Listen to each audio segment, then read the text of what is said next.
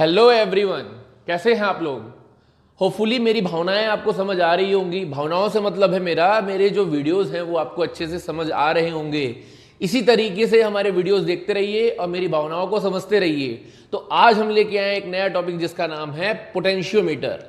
तो आज हम लोग क्या करेंगे, इस पोटेंशियोमीटर डिवाइस को बहुत डिटेल में, ये एक्चुअल में डिवाइस है जिस डिवाइस को हम लोग क्या करने वाले हैं, डिटेल में पढ़ने वाले हैं।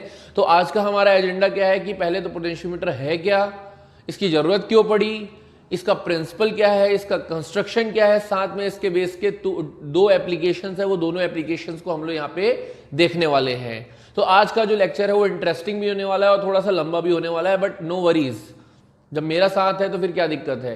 ठीक है, नहीं कहते हैं नहीं मोदी जी हमारे, सबका साथ सबका विकास। तो उसी तरीके से आप मेरे साथ हैं तो कोई दिक्कत की बात नहीं, विकास तो हो ही जाएगा। तो बात करते हैं हम किसके बारे में, पोटेंशियोमीटर के बारे में। तो हम लोग स्टार्ट करेंगे पोटेंशियोमीटर के डेफिनेशन से। तो पहले समझते हैं पोटेंशियोमीटर डिवाइस यूज किस लिए किया जाता है। तो एक potentiometer is a device used to measure the unknown EMF और पोटेंशियल डिफरेंस। मतलब क्या होता है कि पोटेंशियोमीटर का यूज जो है पोटेंशियल डिफरेंस या इलेक्ट्रोमोटिव फोर्स को मेजर करने के लिए किया जाता है। बट क्वेश्चन ये आता है कि sir there are other devices also which are used to measure the EMF और potential difference. Just like example मैं आपको दे रहा हूँ, वोल्टमीटर का नाम सुना ही होगा कहीं पे, 9-10 में एक्सपेरिमेंट किया होगा या 11th में पहुंच गए होगा तो एक्सपेरिमेंट किया होगा या नाम सुना होगा एटलीस्ट कि वोल्टमीटर का यूज होता है किस लिए, आपका वोल्टेज ड्रॉप या पोटेंशियल डिफरेंस को मेजर करने के लिए। क्लियर है? यस, मैं मानता हूं वोल्टमीटर के लिए यूज किया था, लेकिन वोल्टमीटर जो है ना उसकी एक्यूरेसी वो पोटेंशियोमीटर को मैच नहीं करती है। पोटेंशियोमीटर जो होता है वो हाईली एक्यूरेट होता है, लिखा भी है यहाँ पे डिफरेंस एक्यूरेटली, ये हाईली एक्यूरेट होता है और वोल्टमीटर नहीं होता है। कैसे वो भी देखते हैं। चलो हम वोल्टमीटर क्यों हाईली एक्यूरेट नहीं होता, पोटेंशियोमीटर कैसे होता है वो देखते हैं। मैं मान लेता हूँ कि एक सर्किट में करंट फ्लो हो रहा है, यहाँ पे रेजिस्टेंस है। मैं मान लेता हूँ, एक जनरल एग्जांपल ले रहा हूँ, 5 ओम का रेजिस्टेंस यहाँ पे लगा हुआ है, 2 एम्पियर का करंट फ्लो हो रहा है। अब मेरे को क्या करना है, इस 5 ओम रेजिस्टेंस के अक्रॉस में पोटेंशियल डिफरेंस मेजर करना है। तो अगर मेरे को ऐसा करना है ना, तो हमेशा याद रखना कि हमको एक चीज पता है कि पैरेलल कॉम्बिनेशन में वोल्टेज सेम होता है। इसलिए मैं क्या करता हूं कि यहाँ पे पैरेलल में एक वोल्टमीटर लगा देता हूं, यहाँ पे पैरेलल में एक वोल्टमीटर लगा देता हूं। तो इससे दिक्कत क्या होती है समझना, ये वोल्टमीटर खुद को रन करने के लिए भी थोड़ा सा करंट कंज्यूम करता है। मतलब होना क्या था कि 2 एम्पियर का करंट पूरा 5 ओम के रेजिस्टेंस से जाना चाहिए था, बट हमको पोटेंशियल डिफरेंस मेजर करने के लिए एक वोल्टमीटर लगा दिए। तो हुआ क्या कि करंट पूरा ना जाके यहाँ पे क्या हुआ, थोड़ा सा 0.5 एम्पियर का करंट कौन कंज्यूम कर लिया, ये वोल्टमीटर। तो बचा हुआ 1.5 एम्पियर किधर चले गया, इधर। क्लियर है? तो V जो एक्चुअल में आ रहा है कितना है, V एक्चुअल में कितना आ रहा है, 1.5 इंटू 5 यानी कि तुम्हारा आएगा 7.5 वोल्ट। लेकिन V एक्सपेक्टेड कितना था आप लोग का, V एक्चुअल मतलब अभी इस पर्टिकुलर डिवाइस को लगाने के बाद V एक्सपेक्टेड कितना था आप लोग का, ये होना चाहिए था 2 इंटू 5 यानी कि 10 वोल्ट। तो यहां पे क्लियरली देखिए 10 माइनस 7.5 यानी कि 2.5 वोल्ट का क्या आ गया आप लोग का, डेविएशन। क्या आ गया आप लोग का, डेविएशन। मतलब कहीं ना कहीं क्या हो रहा है कि जितना एक्चुअल में मेजर करना चाहिए था वोल्टेज, वो नहीं कर पा रहा है, क्योंकि वोल्टमीटर खुद में क्या कर रहा है, करंट कंज्यूम कर ले रहा है। ये जो वोल्टमीटर है करंट कंज्यूम कर ले रहा है। ठीक है, तो जिसके कारण क्या आ जा रहा है, एक्चुअल में कहा जाए तो एरर, और इसकी एक्यूरेसी क्या हो जा रही है, कम हो जा रही है। तो इसी चीज को, इसी लिमिटेशन को दूर करने के लिए एक नया डिवाइस डिस्कवर किया गया जिसका नाम था पोटेंशियोमीटर। ठीक है, ये तो मुझे समझ आया इसका लिमिटेशन के बारे में, किसके, वोल्टमीटर के। इसीलिए क्या होता है ना, इसकी हाई एक्यूरेसी के नाम से हम पोटेंशियोमीटर को क्या बोलते हैं, potentiometer is also called the ideal voltmeter. किसको हम लोग बोलते हैं, पोटेंशियोमीटर को आइडियल वोल्टमीटर भी बोलते हैं। तो अब चलो बात करते हैं किसके बारे में, प्रिंसिपल ऑफ पोटेंशियोमीटर के। तो चलो हम प्रिंसिपल क्या होता है इसको देखते हैं। तो पहले हम लोग लिखेंगे, उसके बाद हम लोग समझेंगे कि what is the principle behind the potentiometer. ठीक है, तो चलो हम पोटेंशियोमीटर के व्हेन हम लोग क्या करने वाले हैं, प्रिंसिपल की बात करने वाले हैं किसके, तुम्हारे पोटेंशियोमीटर के। तो क्या बोलते हैं कि when constant current flows through a wire of uniform cross sectional area and composition, then the potential drop across the wire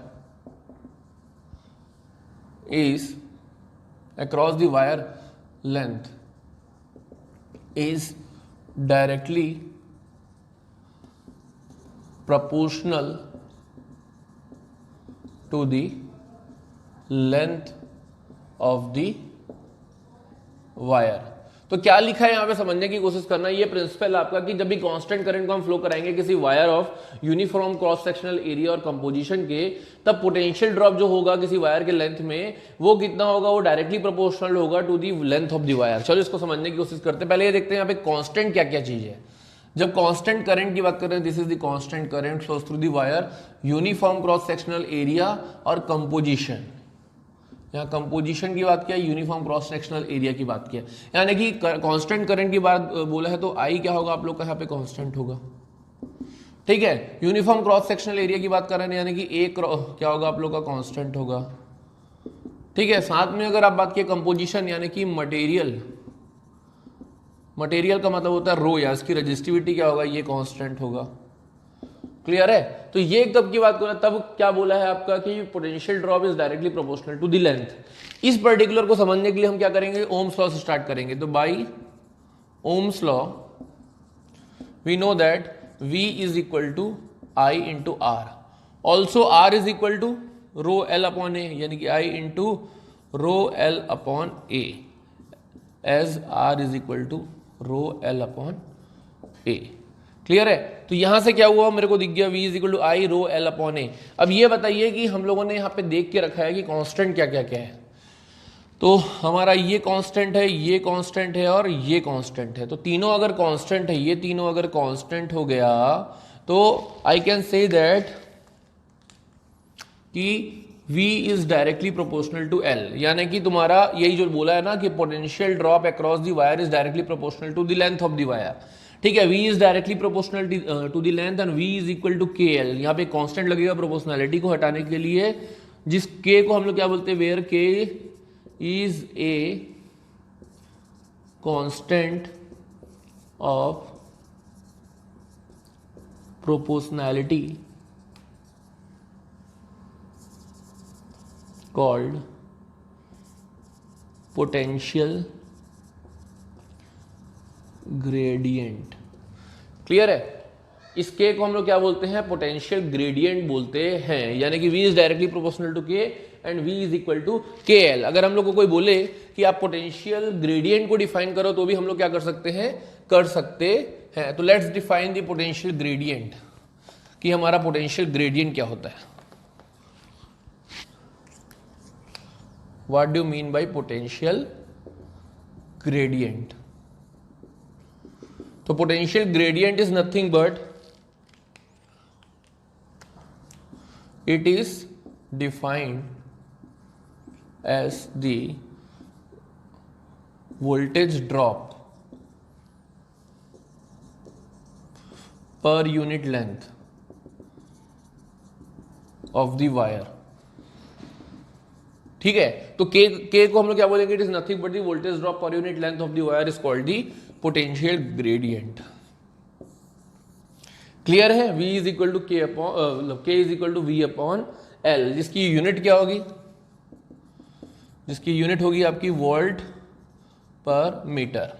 clear है। अब मैं साथ में ये भी देखूंगा कि वेरिएशन ऑफ पोटेंशियल मतलब अपना V विथ L कितना होगा। अगर देखा जाए कि पोटेंशियल अगर इधर रखें हम लोग, L इधर रखें, तो क्लियरली पता है it is nothing but the linear relationship, क्योंकि आपको पता है कि V is directly proportional to L, so there will be linear the graph, this how it varies. और इसका जो स्लोप देगा वो हमको क्या देगा, वो देगा हमको K। क्लियर है। जो उसका स्लोप क्या देगा हमको, पोटेंशियल ग्रेडियंट देगा। So this is the variation of potential drop with respect to length.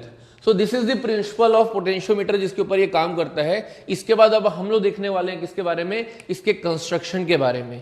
Clear है, कंस्ट्रक्शन और इसके वर्किंग के बारे में, किस तरीके से पोटेंशियोमीटर काम करता है। तो इससे पहले हम लोगों ने क्या किया था, पोटेंशियोमीटर के प्रिंसिपल के बारे में जाना था। अब समझते हैं कि पोटेंशियोमीटर का जो स्कीमेटिक डायग्राम क्या है, कंस्ट्रक्शन क्या है, वर्किंग क्या है। तो स्टार्ट हम लोग वहीं से करेंगे जो प्रिंसिपल था। प्रिंसिपल क्या बोलता था कि potential drop is directly proportional to length. ठीक है, ये चीज हमको पता थी, बट इस चीज को अचीव करने के लिए कुछ चीजों को कांस्टेंट रखा गया था, उसको समझते हैं और उसको हम रिलेट करेंगे इस डायग्राम से। हमको पता था कि यहाँ पे करंट को कांस्टेंट किया था, एरिया को कांस्टेंट किया गया था और मटेरियल को कांस्टेंट किया गया था। ये तीन चीज को किया गया था। तो पहले क्या करते हैं, इसके स्कीमेटिक डायग्राम को समझते हैं। इस पर्टिकुलर पोटेंशियोमीटर में जनरली क्या होता है, एक वायर होती है, मेटेलिक वायर होती है, जिसका लेंथ होता है लगभग 4 से 10 मीटर का। अब 4 से 10 मीटर की वायर है, उसको एक स्ट्रेच में हम लोग क्या करेंगे, बनाएंगे तो बहुत लंबी वायर हो जाएगी ना, उतना लंबा डिवाइस थोड़ी कोई कैरी करके चलेगा। तो उस चीज को क्या करने के लिए, कंप्रेस करने के लिए या पोर्टेबल करने के लिए उस वायर को ऐसा मोड़ मोड़ के क्या किया जाता है, या टर्न कर करके क्या किया जाता है, रखा जाता है। तो उस टर्निंग को अचीव करने के लिए बीच में लगाए जाते हैं कॉपर स्ट्रिप्स। तो ये देखिए कि यहाँ से ये देखिए ए पॉइंट से आप स्टार्ट कर रहे हैं, ये वायर है आपकी। ये वायर कहाँ से कहाँ तक है, यहाँ। ये 100 पॉइंट आपका 1 मीटर रिप्रेजेंट कर रहा है। ये जिस चीज से कनेक्ट हो रहा है इसको हम लोग क्या बोलते हैं, ये सब तुम्हारे क्या है, कॉपर के स्ट्रिप्स हैं। कॉपर है मतलब ये क्या है, खुद मेटेलिक है, तो ये करंट को पास होने देगा। तो दिस आर कॉपर स्ट्रिप्स। तो यहाँ से आप 100 मीटर में गए, फिर 100 से 200 मीटर में, 200 से 300, 300 से 400 में, मतलब आप 4 मीटर के वायर को इस तरीके से कंप्रेस्ड फॉर्म में अचीव कर लिए। ठीक है, अब मैं क्या करूंगा, ये तो वायर का मुझे समझ आया, कॉपर स्ट्रिप में कनेक्टेड है, ये भी समझ आया। अब देखते हैं कि कैसे रिलेट करते हुए हम लोग पढ़ेंगे। अब यहाँ पे एरिया को कांस्टेंट रखना था, तो मैं कैसे करूंगा, अरे भाई एक बार मैं वायर सेलेक्ट कर लिया तो वो मटेरियल तो वैसे ही एरिया तो उसका कांस्टेंट हो गया ना। मतलब मान लेता हूँ मैं, मान लो 5 मीटर स्क्वायर का एक वायर ले आया जिसका एरिया है, तो एरिया कांस्टेंट हो गया। ऐसा ले नहीं रहा हूं मैं, तुमको हाइपोथेटिकली अज्यूम करके बता रहा हूं। तो एरिया मैंने क्या किया, एक बार कोई भी वायर को सेलेक्ट करके एरिया उसका कांस्टेंट कर दिया। साथ में जो वायर लाऊंगा, बार बार मैं अलग अलग मटेरियल का थोड़ी यूज करने वाला हूं, तो मैं मटेरियल का भी जो लाऊंगा वो एक बार मटेरियल सेलेक्ट करके लाऊंगा। तो जनरली क्या होता है ना, जो पोटेंशियोमीटर में वायर यूज की जाती है वो लो टेम्परेचर कोफिशिएंट वाली सेलेक्ट की जाती है, जिसके कारण ना हम लोग क्या करते हैं, जो बेसिक एलॉयज होते हैं कॉन्स्टेंटन या मैग्नीन के, ये लिखा हुआ है आप लोगों का, कॉन्स्टेंटन या मैग्नीन के जो मटेरियल के ना वायर्स को इसलिए यूज किया जाता है क्योंकि उसका टेम्परेचर कोफिशिएंट लो होता है। अभी टेम्परेचर कोफिशिएंट लो होने का क्या मतलब होता है, इसका मतलब ये है कि जब भी टेम्परेचर का वेरिएशन आएगा, जब भी टेम्परेचर का वेरिएशन आएगा तो उस पर्टिकुलर वायर का रेजिस्टेंस वेरी बहुत ही कम करेगा या नहीं करेगा। जिसका जितना कम रहेगा टेम्परेचर कोफिशिएंट, वो उतना कम वेरी करेगा टेम्परेचर के साथ में, उसका डिपेंडेंस कम होगा। तो हम चाहते भी है ना कि टेम्परेचर वेरिएशन भी आए तो वो डिवाइस क्या करे, उसकी वैल्यूज में चेंज ना आए। इसलिए हम लोग क्या करते हैं, लो टेम्परेचर कोफिशिएंट वाला मटेरियल सेलेक्ट करते हैं। तो यहाँ पे क्या हुआ, मटेरियल भी मेरा कांस्टेंट हो गया, एरिया कांस्टेंट हो गया, मटेरियल कांस्टेंट, दो चीज अच्छी हो गई। क्लियर है। अब तीसरा चीज बोलता है करंट। करंट को कैसे कांस्टेंट किया जाए, तो इसको पर्टिकुलर क्या होता है ना, इस ए पॉइंट को हम लोग क्या करते हैं, यहाँ पे एक सर्किट से कनेक्ट करते हैं। इस पूरे सर्किट को बोला जाता है ऑक्सिलरी सर्किट। ये लिखा भी आप लोग का, जो स्ट्रॉन्ग बैटरी रहती है यहाँ पे, उसको हम लोग क्या करते हैं, ड्राइविंग सर्किट या ऑक्सिलरी सर्किट बोलते हैं। ऑक्सिलरी का मतलब होता है जो ड्राइव करता है या चलाता है, सहायक। हिंदी वर्ड में बोला जाता है सहायक, यानी कि जो हेल्प कर रहा है। तो ये पर्टिकुलर पूरा सर्किट जो है ना, ये क्या करता है, आप लोग को इस पूरे पोटेंशियोमीटर डिवाइस में करंट को कांस्टेंट करने का काम करता है। बट कैसे, मैं बता रहा हूं। ये बैटरी क्या करता है, बैटरी का काम आपको पता है, battery is nothing but it provides the current. Battery का काम है करंट प्रोवाइड करना, बट वो करंट जो रहता है वेरिंग रहता है। ठीक है, तो वो करंट को क्या है, यहाँ पे करंट है, करंट के साथ में एक की है, इसको की बोलते हैं, जो कि अगर बीच में डॉट है यानी कि ये क्लोज्ड है। क्लोज मतलब एक्टिव है। ठीक है, साथ में ये जो RH लिखा हुआ है, दिस इज कॉल्ड रियोस्टेट। ये रियोस्टेट का काम जो रहता है ना, ये बैटरी मान लो this is high powerful battery, ये बैटरी आपको करंट देगी, ये करंट वेरिंग रहेगा। उसको रियोस्टेट क्या करता है, अपनी वैल्यू को एडजस्ट करके, ऊपर नीचे करके, रेजिस्टेंस को वेरी करके करंट को कांस्टेंट करता है। तो एक लाइन में ये बोला जाए कि ये तीनों का कॉम्बिनेशन, बैटरी की और रियोस्टेट का कॉम्बिनेशन को हम लोग ऑक्सिलरी सर्किट बोलते हैं। और इसका काम क्या होता है, सिर्फ और सिर्फ इस करंट को कांस्टेंट रखना। किसको कांस्टेंट रखना, इस करंट को कांस्टेंट रखना। तो ये तीन चीज हम लोगों ने अचीव कर लिया। सबसे पहले मटेरियल सेलेक्ट करके उसके एरिया को कांस्टेंट कर लिया, उसके मटेरियल को कांस्टेंट कर लिया। ठीक है, ये वायर हो गई। इसके बाद साथ में एक ऑक्सिलरी सर्किट को ए पॉइंट और ये बी पॉइंट से कनेक्ट कर दिया। इस ऑक्सिलरी सर्किट में हमारा बैटरी और की और रियोस्टेट है। रियोस्टेट अपनी वैल्यू को चेंज कर करके करंट को कांस्टेंट रखता है। यहाँ पे लिख देता हूं कि rheostat changes resistance to maintain constant current। Clear है, ये मुझे समझ आ गया। अब एक और चीज अपन बता देता हूं कि जब होगा क्या, मान लो साथ में जिस भी पर्टिकुलर मेरे को बैटरी या सेल का मेजर करना है, एक्चुअली पोटेंशियोमीटर का काम क्या है कि पोटेंशियल डिफरेंस या वोल्टेज मेजर करना। तो मैं मान लेता हूं कि से मेरे को ये वाली बैटरी का क्या करना है, यहां पे मैं क्या करूंगा, ए पॉइंट से कनेक्ट करूंगा जो बैटरी जिसका मेरे को मेजर करना है। तो वोल्टेज टू बी मेजर्ड, इस पर्टिकुलर बैटरी का मेरे को वोल्टेज मेजर करना है। ठीक है, इस बैटरी को मैं ए पॉइंट से कनेक्ट करूंगा और उसको थ्रू गैल्वेनोमीटर कनेक्ट करूंगा। गैल्वेनोमीटर एक डिवाइस है जो कि करंट मेजर करता है, डिफ्लेक्शन देता है। उसके बाद यहां से मैं क्या करूंगा, इसको बोला जाता है जॉकी। जॉकी का जनरली काम होता है उसको स्लाइड करने का वायर के ऊपर, वो टच रहता है जॉकी जब स्लाइड होता है, स्लाइड किसी भी वायर के ऊपर, तो वो स्लाइड होने का। तो अब देखिए, समझने की बात करिए, साथ में एक और चीज बताता हूं कि ये जो स्केल इसलिए दिया गया है कि मान लो आपकी रीडिंग आएगी एकदम एंड पॉइंट पे आए तो 100 आ गया, 200 आ गया, 300 आ गया, ऐसा जरूरी नहीं कि हर बार ऐसा है, हो सकता है बीच में आए। तो बीच की रीडिंग कैसे मेजर करूंगा, कहीं ना कहीं स्केल होना चाहिए ना। तो ये स्केल रहता है आपको क्या करने के लिए, बीच की रीडिंग्स को मेजर करने के लिए। ये 0 से लेकर 100 तक डिवाइडेड रहता है इन सेंटीमीटर्स, ताकि आपकी बीच की रीडिंग्स भी कौन दे सके, ये स्केल दे सके। मतलब यहाँ पहुंचे, मान लो यहाँ पे जॉकी आके पहुंचा, तो मैं कैसे काउंट करूंगा, 100, 200, ये 300 प्लस समथिंग जितना मैं बीच में पहुंचा, तो 350, 340, 390, 320 और इधर जाएंगे तो 390 एंड सो ऑन। तो इस तरीके से स्केल का काम होता है इंटरमीडिएट रीडिंग्स देना। This is nothing but the scale, this is the scale. So this is the schematic arrangement of the potentiometer. तो इसमें क्या क्या होता है, आप लोग की वायर्स होती है, वायर्स के साथ में तुम्हारा कॉपर स्ट्रिप्स होती है, और this is the auxiliary circuit to maintain the constant current, this is the scale to give the intermediate readings. और ये आपका क्या होता है, जिस भी पर्टिकुलर डिवाइस का आपको पोटेंशियल डिफरेंस या वोल्टेज मेजर करना, वो यहाँ कनेक्ट होगा विया गैल्वेनोमीटर थ्रू ए जॉकी। अब अपन बात करते हैं इसकी वर्किंग कैसे रहती है। क्लियर है, ये तो मेरे को कंस्ट्रक्शन के बारे में पता चल गया, वर्किंग कैसे होती है। अब होगा क्या कि आपको पता है कि voltage is directly proportional to the length. मतलब ये जॉकी को मैं क्या करूंगा, इस पर्टिकुलर वायर में ऐसा स्लाइड करना स्टार्ट करूंगा। जॉकी को स्लाइड करना स्टार्ट किया, फिर जॉकी यहाँ पे आया, फिर जॉकी यहाँ पे आया। मैं मान लेता हूँ कि जॉकी कब तक स्लाइड करेंगे, ये भी याद रखना। पहले मान लेता हूँ कि जो जॉकी स्लाइड कर रहे हैं उसका जो ईएमएफ आएगा उसको E2 मान लेते हैं। साथ में जो तुम्हारा ये बैटरी लगी है इसका ईएमएफ E1 मान लेते हैं, जिसको हमको मेजर करना है। होगा क्या, अब स्लाइडिंग कब तक चलेगी समझना। पहले मैं मान लेता हूं कि जब तुम्हारा ये तुमने क्या किया, ओवर स्लाइड कर दिया, जॉकी को ले आए यहाँ पे जाके पहुंचा दिया, जॉकी ओवर स्लाइड हो गया, तब के केस में होगा क्या, ये वोल्टेज E2 जो रहेगा यहाँ पे ज्यादा हो गया और E1 से, E2 ग्रेटर देन E1। और तुमको पता है करंट हमेशा फ्लो होता है higher potential to lower potential. जब E2 अगर ग्रेटर देन E1 हो गया, आपने ज्यादा स्लाइड कर दिया, तो आपका करंट का डायरेक्शन उल्टा हो जाएगा और ये गैल्वेनोमीटर आपका निगेटिव साइड में रीडिंग दे देगा। क्लियर है। अब होगा क्या, वही उल्टा हो जाए। मान लो आप क्या किए कि जॉकी को स्लाइड करते गए और आपने कम स्लाइड कर दिया, यहां पहुंचे, तब के केस में क्या होगा कि आपका E1 is greater than E2 हो गया। मतलब ये बैटरी की वोल्टेज वो ज्यादा थी as compare to that E2, जितना आपने स्लाइड किया, तब करंट का डायरेक्शन क्या होगा, इधर ही हो जाएगा, क्योंकि हायर पोटेंशियल से लोअर पोटेंशियल करंट फ्लो होता है। मैं फिर से रिपीट कर रहा हूं केस को कि जो स्लाइडिंग वाला आप जॉकी को स्लाइड कर रहे हैं उसका जो ईएमएफ है या पोटेंशियल है वो E2 से डिनोट किया जा रहा है, जिस बैटरी का हमको मेजर करना है वो E1 से डिनोट किया जा रहा है। जब मैं फर्स्ट केस में देखा कि जो मेरा ये स्लाइडिंग वाला वोल्टेज जॉकी को मैं ले आया ओवर, ज्यादा स्लाइड करवा दिया, यानी कि E2 तुम्हारा ग्रेटर देन E1 हो गया, तब के केस में आपका करंट इधर फ्लो होना चल जाएगा निगेटिव, यानी आपका गैल्वेनोमीटर जो रीडिंग देगा वो किधर देगा, निगेटिव साइड में।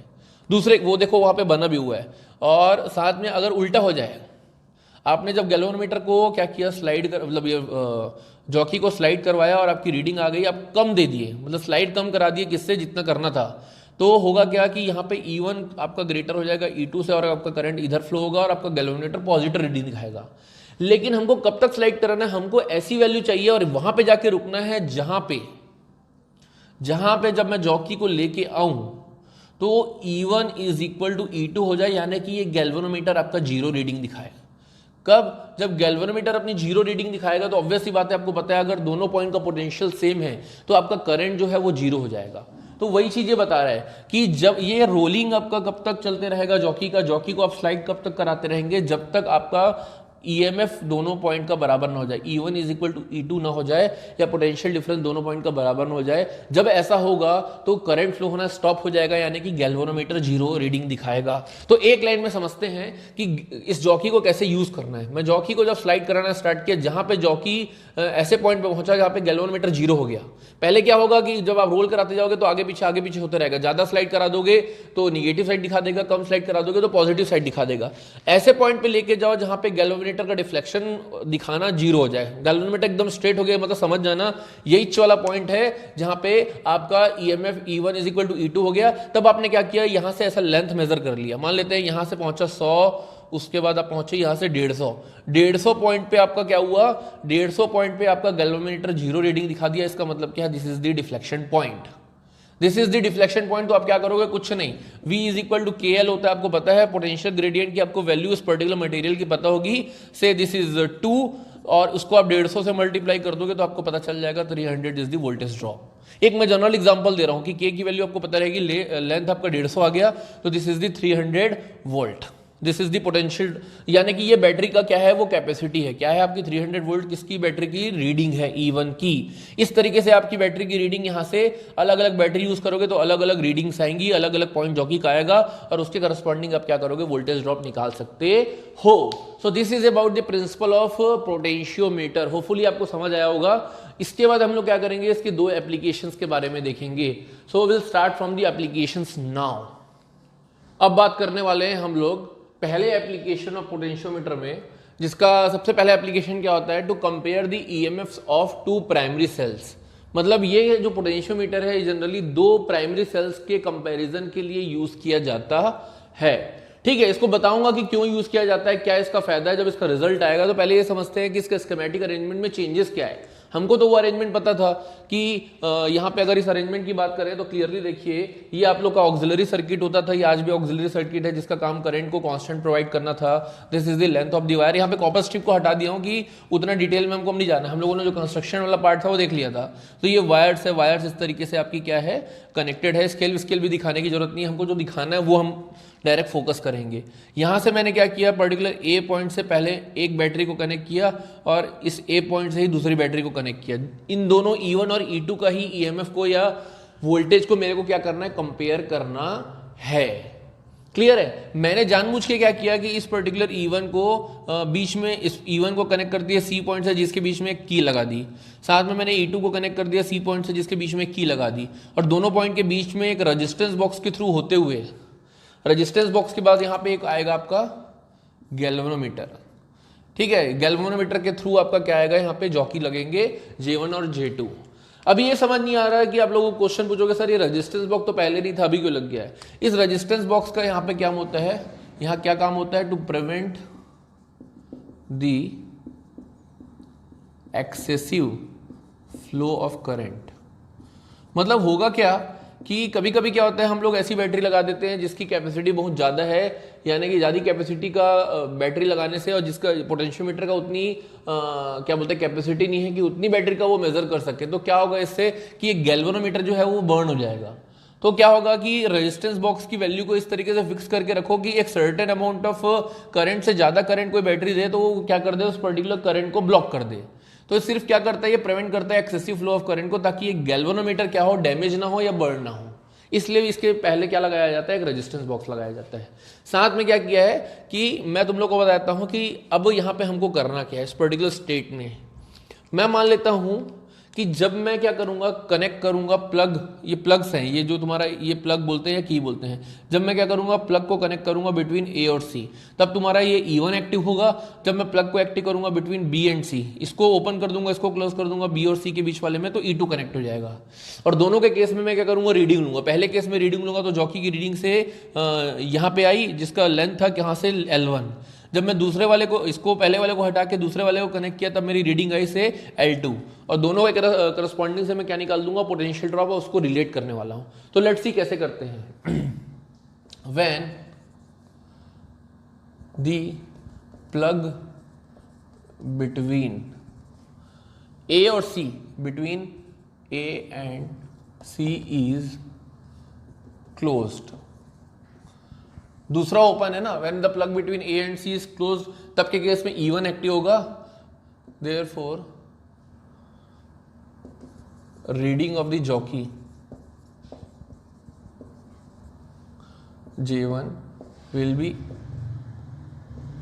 at point L1, मतलब L1 लेंथ में आपको क्या कर रहा है, एट लेंथ L1 लिखो, पॉइंट मत लिखो, एट लेंथ L1 कहाँ पे आपको रीडिंग मिल रही है, L1 लेंथ के बाद आपको डिफ्लेक्शन आ रहा है, जीरो डिफ्लेक्शन, ठीक है। तो therefore EMF E will be nothing but E is equal to K into L1, this E1 is equal to K into L1, take it equation number 1. Now when the plug between B and C is closed, दूसरे वाले को open कर देंगे और B और C के बीच के plug को ओपन कर देंगे, therefore reading of jockey J2 will be at length L2, therefore E2 is equal to क्या आ जाएगा आप लोग का KL2, ठीक है। Take it as equation number 2। तो आप क्या करो, dividing 2/1 we get this will be nothing but E2 upon E1, दोनों केस में K या पोटेंशियल ग्रेडियंट सेम था, यानी कि this will be nothing but L2 upon L1। Now this will be nothing but E2 is equal to E1 into L2 upon L1। So this is the equation जो हमको क्या करना था, calculate करना था। अब इस इक्वेशन का फिजिकल सिग्निफिकेंस समझने की कोशिश करो।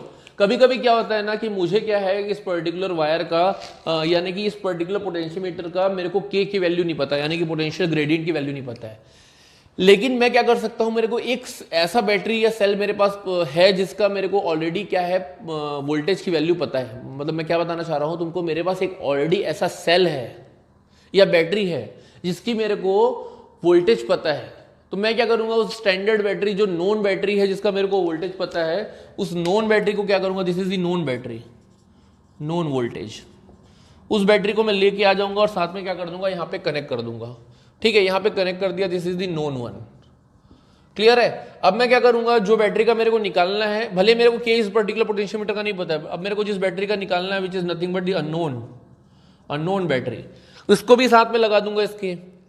अब मैं ये देखूंगा कि जो नॉन बैटरी थी जिसका वोल्टेज मेरे को पता था उसके लिए क्या रीडिंग आई, फिर जो अननोन बैटरी जिसको मैं कनेक्ट किया उसके लिए क्या रीडिंग आई।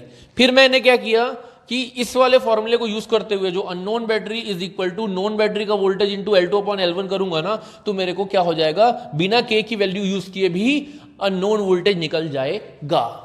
तो इस तरीके से क्या होता है कि हमको कंपेयर करने के लिए दो ईएमएफ्स को यूज किया जाता है, या नोन एक नोन है तो दूसरे अननोन को भी आप इजीली निकाल सकते हैं without knowing the potential gradient.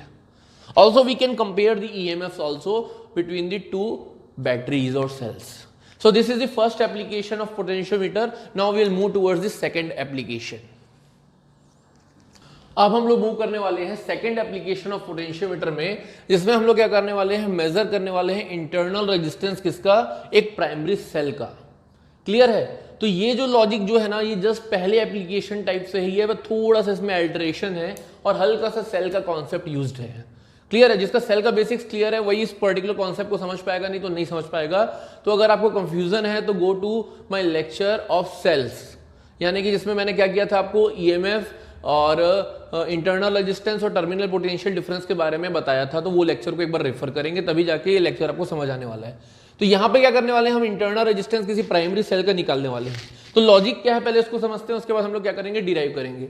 So see this particular potentiometer, यहाँ पे क्या है कि ये जो बैटरी है इस पर्टिकुलर प्राइमरी सेल, इसी को हम लोग बोल रहे हैं प्राइमरी सेल, इसका हम लोग को क्या करना है, इंटरनल रेजिस्टेंस निकालना है।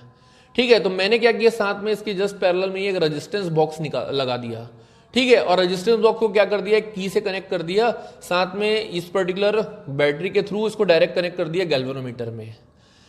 अब लॉजिक क्या बोलता है ये समझने की कोशिश करना। जब क्या होगा, ये K2 ओपन होगा तो सिर्फ क्या होगा, ये वाला जो अपना सेल है जिसकी बात कर रहे हैं, हमको इंटरनल रेजिस्टेंस निकालना है, यही सेल एक्टिव रहेगा और ये जो हमको रीडिंग देगा ये ईएमएफ की रीडिंग देगा, क्योंकि कोई एक्सटर्नल सर्किट में रेजिस्टेंस बॉक्स कनेक्टेड नहीं है, रेजिस्टेंस कनेक्टेड नहीं है, तो जो रीडिंग आएगी इस पर्टिकुलर ई के करस्पॉन्डिंग वो आएगी से L1।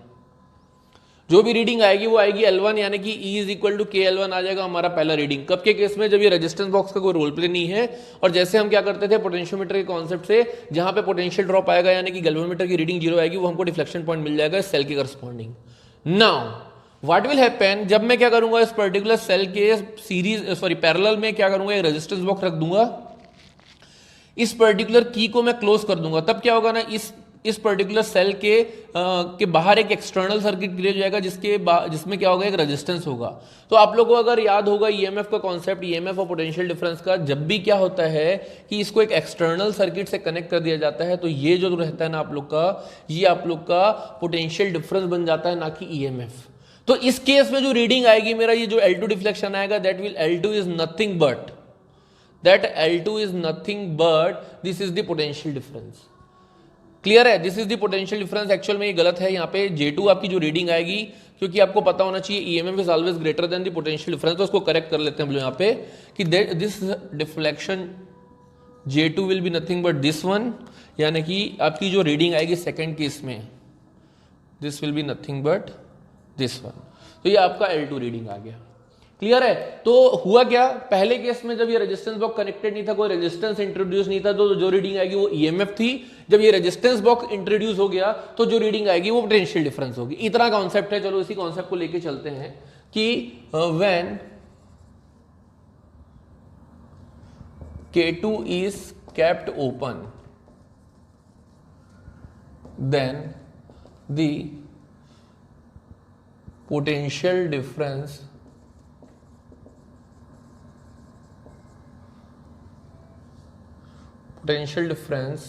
is equal to EMF and the deflection observed is at point L1. ठीक है, तो I can say that therefore E is equal to K into L1. Take it as equation number 1. Now when K2 is closed, an external resistance is introduced such that the potential difference across this cell is V and the deflection is at L2. सो इसलिए कह सकता हूं जब भी external resistance तुम्हारा introduce होगा due to the resistance box, तो ये आपका ईएमएफ किस में कन्वर्ट हो जाएगा, पोटेंशियल डिफरेंस में। के तो यहां से डिफ्लेक्शन आएगा V is equal to KL2। Take it as equation number 2। इसके लिए अगर ये कॉन्सेप्ट को समझना है तो एक बार आपको जाके सेल्स का आपको लेक्चर देखना होगा।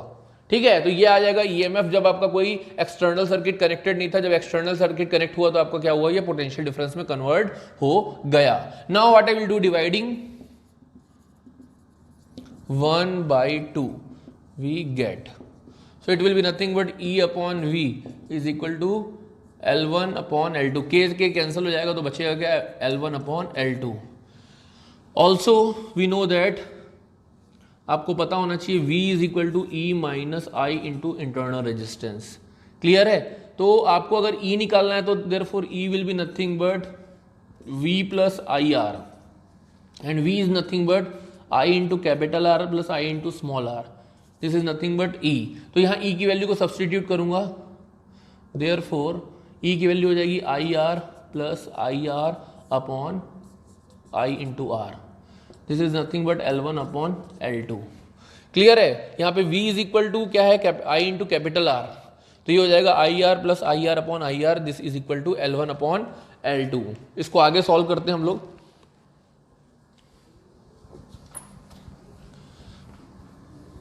तो ये आ जाएगा आप लोग का, यहां से I कॉमन निकलेगा, this will be nothing but R plus R upon R। Clear है, यहां पर भी I निकलेगा, I कैंसिल हो जाएगा, is equal to L1 upon L2। तो ये हो जाएगा आप लोग का R अपॉन R हो जाएगा 1 plus R upon R is nothing but L1 upon L2, यानी कि इसको ऐसे लिख सकते हैं R upon capital R is equal to L1 upon L2 minus 1। Clear है? यहाँ से आपका एक फॉर्मूला आ जाएगा, small r is equal to capital R into L1 upon L2 minus 1। So this is the formula for the internal resistance. कब? जब आपका पोटेंशियोमीटर के एप्लीकेशन से आप कैसे इंटरनल रेजिस्टेंस निकाल सकते हैं, इस तरीके से। सो this is how, this is the second application of A potentiometer. So this is all about the potentiometer. Thank you.